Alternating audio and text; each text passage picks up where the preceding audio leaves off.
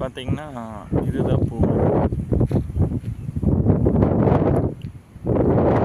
நல்ல ஸ்கொயராக இருக்குது பூமி.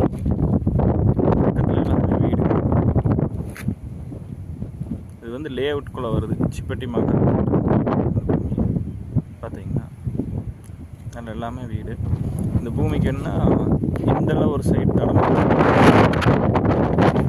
அந்தளவு வந்து சைட் ரோடு 23 சைட் ரோடு அடிக்க நிலைக்கு இருக்குது. 2 ரோடு வந்து பூமி கணக்காக. பூமியை மொத்தம் வந்து 91 சென்ட்டு. நாளைக்கு வாங்கினால் பிரித்து வைக்கிறனால வைக்கலாம்.